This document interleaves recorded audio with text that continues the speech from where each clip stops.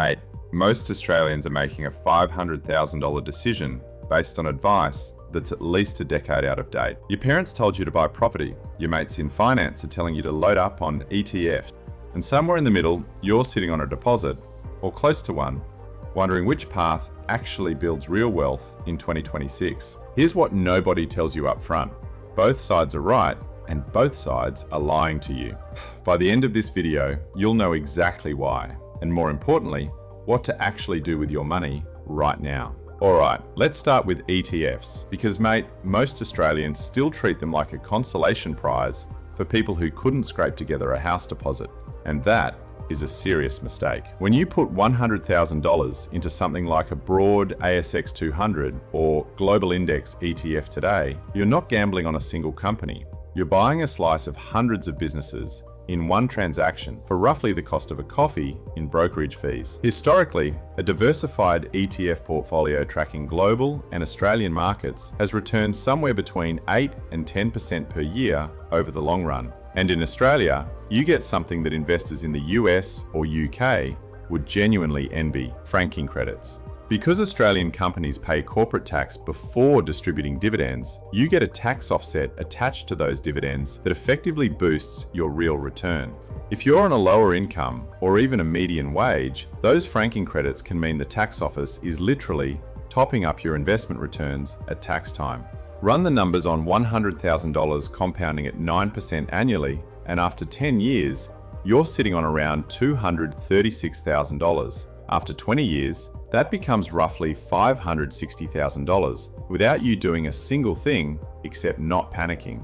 And here's the part that makes ETFs genuinely dangerous to ignore. You can add to them anytime in any amount.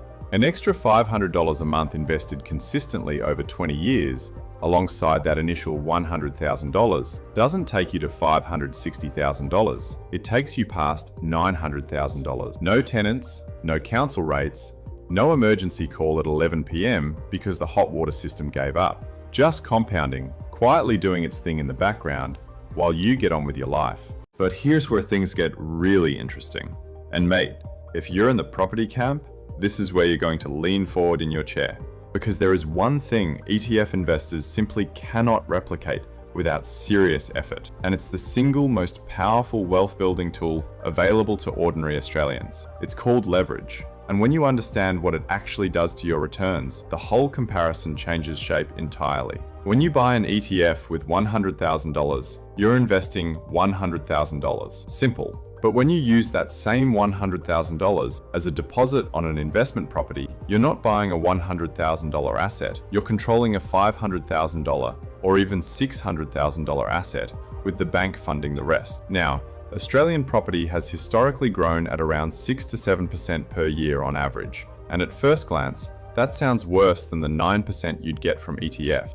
But mate, that 6% isn't growing on your $100,000. It's growing on the full $500,000 the bank helped you buy. A 6% gain in year one adds $30,000 to your net worth on a $100,000 cash investment. That's a 30% cash on cash return. No ETF on earth gives you that without borrowing, and borrowing to invest in shares carries a completely different risk profile. With a $500,000 investment property in a solid growth corridor, think outer Brisbane, parts of Adelaide, regional Victoria, you could be pulling in $20,000 to $25,000 a year in gross rent right now, given that rental yields in the regions are sitting around 4 to 4.5%. After your mortgage repayments, insurance, property management fees, and maintenance, you might be slightly cash flow negative. That's negative gearing, and in Australia, you can currently offset those losses against your regular income, reducing your tax bill.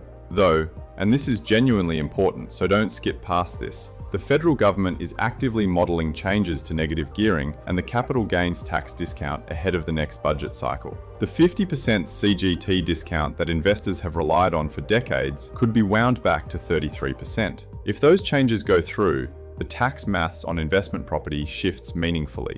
That's not a reason to avoid property, it's a reason to understand exactly what you're buying into right now, in this environment, not the one your parents invested in. Now, before the property bulls in the comments declare victory, there's a number that almost every comparison conveniently forgets to mention. And mate, This one stings. When you buy a $500,000 investment property, you don't just need the deposit. Stamp duty alone, depending on your state, could cost you anywhere from $17,000 to $22,000. Add conveyancing, building and pest inspections, loan establishment fees, and potentially lender's mortgage insurance if your deposit falls below 20%, and you've easily spent $25,000 to $30,000 of your $100,000 before you've signed a single lease. That money is gone.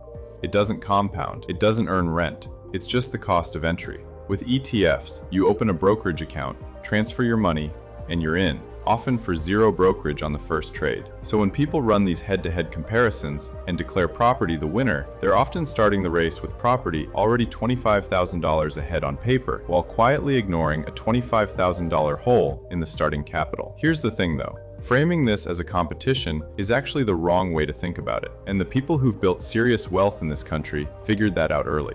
ETFs and property don't have the same strengths, mate. They're not trying to do the same job. ETFs give you liquidity. You can sell $10,000 worth of units on a Wednesday morning and have the cash cleared by Friday. Try doing that with a bedroom in Geelong. ETFs give you instant diversification. One fund purchase, and you own a sliver of the big four banks, BHP, Wesfarmers, CSL, and 100 other companies simultaneously. Property concentrates everything, your capital, your risk, your outcome, into one asset, in one suburb, in one city's economic cycle. But property gives you something ETFs genuinely cannot match, and that's control. You can renovate, you can add a granny flat, you can switch property managers, improve the presentation, and manufacture equity in ways that have nothing to do with waiting for the market to move. With an index fund, you are a passenger, a very well compensated passenger over the long run, but a passenger. The steering wheel belongs to 200 company boards, none of whom have ever heard your name. And the environment you're investing into right now? Mate, this actually matters more than most people admit. The RBA cash rate is sitting at 4.10%, which means if you're borrowing $400,000 for an investment property, your interest bill alone is serious money every single month. That's a real headwind on cash flow that simply didn't exist 3 years ago when rates were near zero.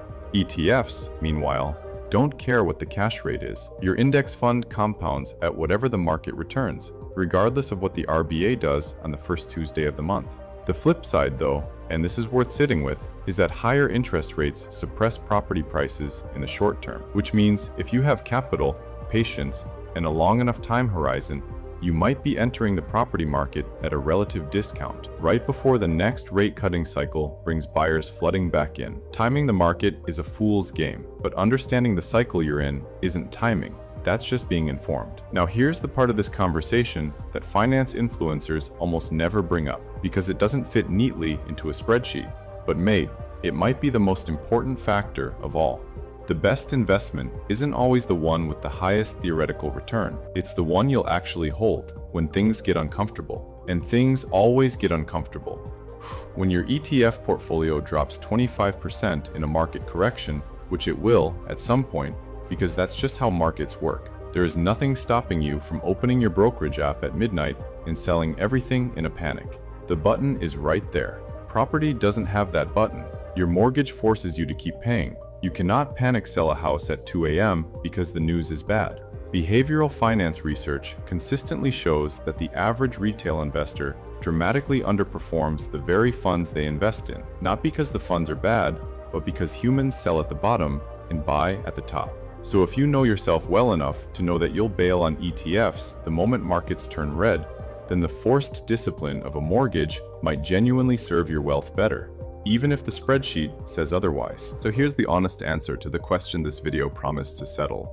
If you want a low-maintenance, highly liquid, tax-efficient path to serious long-term wealth, and you have the discipline to stay the course through volatility, a diversified ETF portfolio is extraordinarily hard to beat in Australia right now. The franking credits are real, the entry costs are minimal, and compounding at 9% over 20 years builds life-changing money without a single phone call to a property manager. But if you're willing to handle the complexity, the upfront costs, the ongoing expenses, and the responsibility of leverage, and you buy the right asset in the right location, property can deliver returns on your actual cash invested that ETFs simply cannot match from the same starting point. And mate, the Australians who are actually building generational wealth, they're not choosing one or the other. They're building an ETF portfolio first for liquidity and compounding, and then using equity and leverage to build a property portfolio alongside it, not either/or. Both in the right order at the right time. If this helped you think more clearly about where your money should actually go, hit subscribe to Aussie Wealth, because next day we're breaking down exactly how to sequence those two strategies depending on your income, your age, and how much risk you can actually stomach. See you then, mate.